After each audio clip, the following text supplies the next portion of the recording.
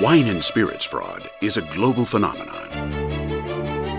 Different sources estimate that 5% of wines traded in secondary markets are fakes, while 25% of European spirits imports in Asia are counterfeit. In the last decade, numerous counterfeiters have put fine wine and spirits collectors' markets in serious jeopardy, forcing producers to apply new protection protocols in order to control the authenticity of their assets. Today's special program will delve into a recent controversial counterfeiting case involving a high-end spirits dealer who vanished from the public eye at the end of 2010. Known as Rodolfo Romero, but also as Rudy Romero, this enigmatic and eccentric figure is still on the loose. And while little is known about his origins or his current whereabouts, the Truth Uncovered has managed to locate some of his closest acquaintances in order to shed some light on his identity and his supposed implication in counterfeiting. So who is Rodolfo Romero? And is he really the counterfeiter international authorities have been claiming he is? Guilty or innocent?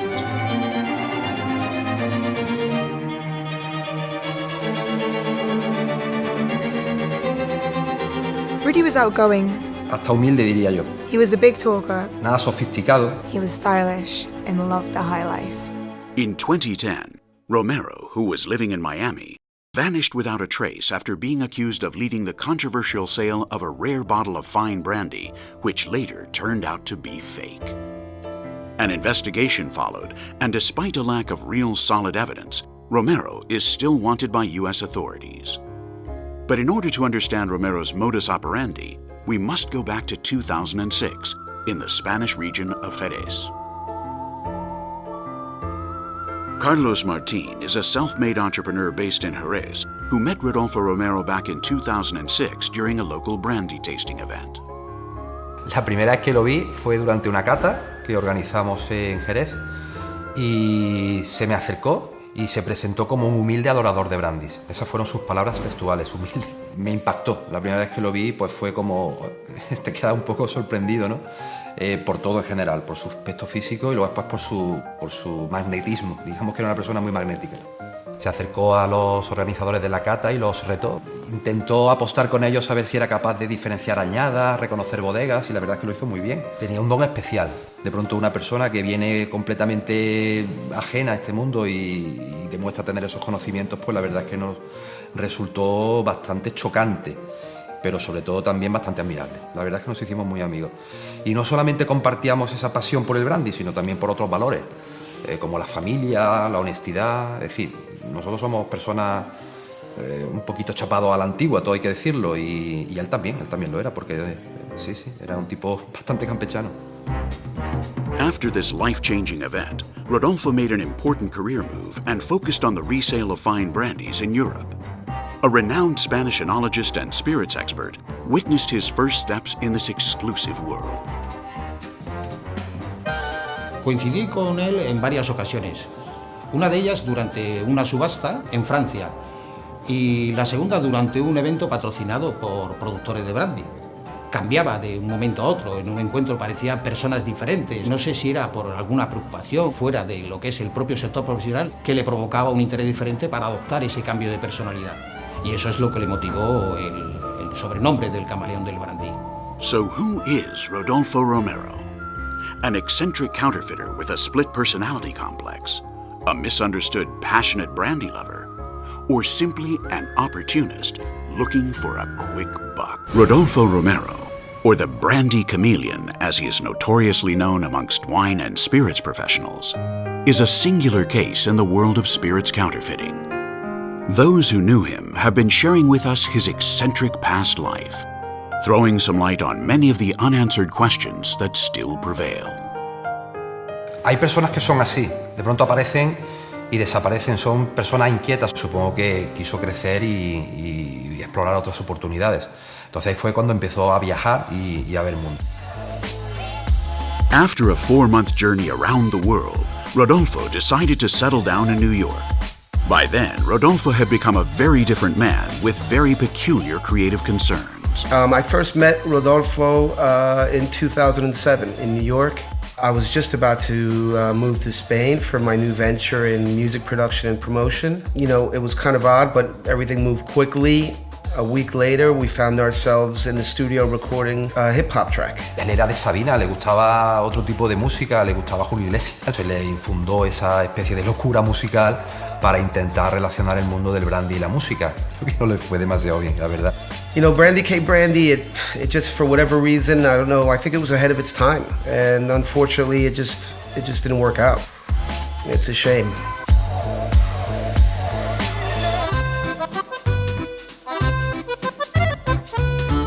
Sí, se marchó a Holanda a conocer a un coleccionista que tenía una colección con los licores más antiguos del planeta. Y parece ser que entre ellas tenía la famosa botella de Napoleón que adquirió Rodolfo. Se fue a Miami y ahí empezaron a llamarlo Rudy. De hecho, cuando él me llamaba por teléfono, hablábamos, insistían que lo llamara Rudy y no Rodolfo. We met at the Fontainebleau in Miami Beach. He was gorgeous, charming, and made the best cocktails in town. He was very popular, and everyone called him El Rudy. He never even mentioned once that his real name was Rodolfo. He was very much involved in Miami's nightlife and loved to play the perfect host at parties and gatherings, so his special brandy cocktails were only made by him and on special occasions. His real job was dealing in resale and distribution of fine spirits for rich collectors. He danced bachata like a pro. At first, I thought he was Cuban. Suddenly, money started to flow, and Rudy's efforts finally paid off. Business was booming. Rudy was trying to elaborate the perfect brandy, and while he tried and tried countless times, he failed. Believe me, he never ever counterfeited anything. He felt too much respect for the brandies, and as a spirits connoisseur, he hardly accepted anything that wasn't authentic. But 2010 proved to be a pivotal year as numerous counterfeit cases shook the world of wines and spirits. Scammed billionaires were forced to reassess their wine and spirits collections, leading to the discovery of a fake bottle of brandy supposedly sold by or through Romero a year earlier. Once the accusations spread, Rodolfo vanished without a trace, leaving his beloved wife-to-be, Sophie, on her own. We were about to get married,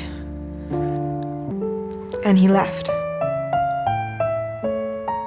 I never saw him again.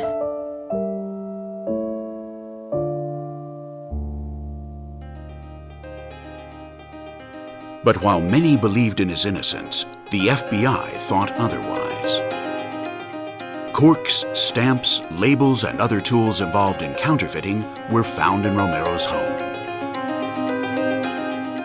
Since then, many claim he's been seen in different countries using different names and identities, as a member of a famous bikers and brandy club in Australia, or as a high society regular in London. Some bold statements that have made Rudy's search a no-go. But this year, an unexpected turn of events has finally revealed Rodolfo Romero's whereabouts.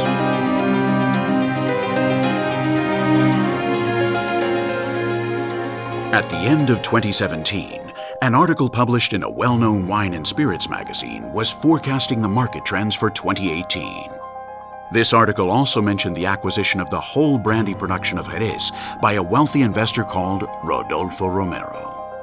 After years of silence and fraud accusations still prevailing, Romero seems to be back where he started. So what is the motivation behind this unexpected investment move? He is smart and passionate, but he's also very egotistic. So this is basically a way to draw attention to himself and show that he is still here and he is still the boss. He's showing his love for brandy in a very big way. Esta inversión que ahora va a realizar de nuevo en Jerez significa que Rodolfo tiene todavía mucho que ofrecer y que todavía está en la brecha. This investment move could be a lifesaver for Romero and a way to redeem himself. But this also may well be his last public appearance, as he could get arrested before he reaches Jerez. So this leads us to our basic initial question. Is he guilty or innocent? Believe me, he never ever counterfeited anything. La botella que vendió Rodolfo pasó por muchas manos y no podemos decir en qué momento de la cadena compra-venta se suplantó la original por la falsa. Era una botella de 1795 que estuvo en manos de Napoleón y que se vendió por mucho dinero. Por lo menos para mí, como amigo suyo muy personal, no es ningún delincuente. No considero que fuera un falsificador. Falsificar una botella está al alcance de cualquier habilidoso. Falsificar el contenido de una buena botella de brandy es algo imposible. Si alguien quiere imitar el brandy de Jerez, puede adquirir unas holandas de alta calidad a 65 grados. Puede comprar unas botas maravillosas previamente envinadas con vino de Jerez oloroso y Pedro Jiménez. Y puede montar un sistema de soleras y criaderas. Pero hay algo que el dinero no puede comprar. Y eso es simplemente lo más difícil de todo. El tiempo.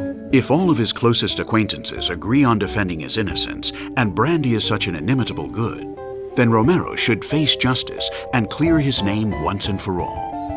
But Romero has established himself as such an enigmatic figure that it seems utterly impossible to understand who he really is and what his motivations are. Rodolfo era una persona que vivía la vida intensísimamente.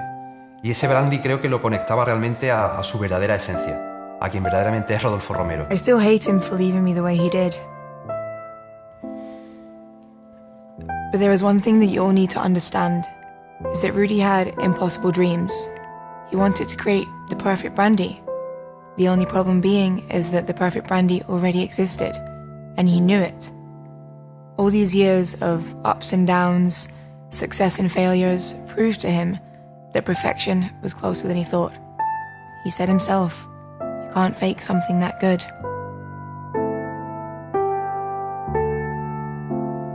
And for him, that perfection was embodied in Cardinal Mendoza.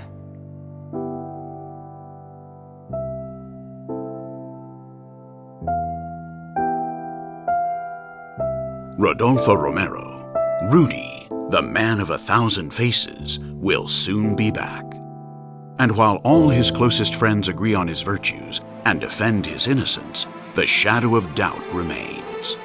And all because of a bottle Napoleon once had among his most cherished treasures. A bottle which was the symbol of perfection. A unique piece of art only a few had the privilege to hold in their hands. And Rudy was one of them.